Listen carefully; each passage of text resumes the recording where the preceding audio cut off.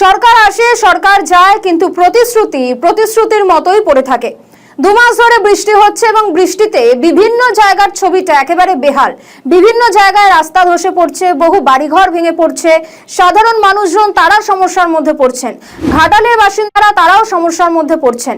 টানা 2 মাস বৃষ্টির ফলে হিঙ্গলগঞ্জের স্যান্ডেলব্রিন গ্রাম পঞ্চায়েতের বাঁকড়া গায়েনপাড়াতে মাটির ঘর ভেঙে বিপত্তি। স্বাভাবিকভাবেই তারা সমস্যার মধ্যে পড়েছেন।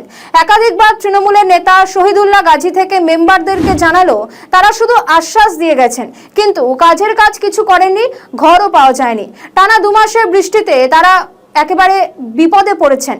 বর্তমানে বিজেপি সরকার এসেছে, তাই পরিবারের তরফ থেকে আবেদন করা হচ্ছে তাদের যেন একটি মাত্র ঘর দেওয়া হয়। কোন অবস্থায় আছো? কোথায় এটা? এটা আমার ঘর। কিসের ঘর?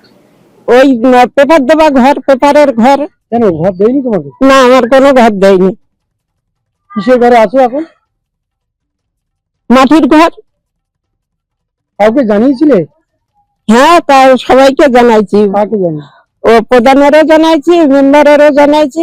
কেউ বললো হবে হবে হবে করে এই পর্যন্ত আমার কেউ দেয়নি। নাম কি তার? প্রধান? শহীদুল হ্যাঁ, প্রধানের নাম, হ্যাঁ। আর মেম্বারের নাম মুকুল। কি বললো ওরা? ওরা বললো দেখতিস হবে। কি চাইছো এখন তুমি? কি আর চাইবো বলো, একটু ঘরটা হলে ভালো হতো। এই কি নাম তোমার? আমার নাম আনুরা বিবি। কোথায় বাড়ি?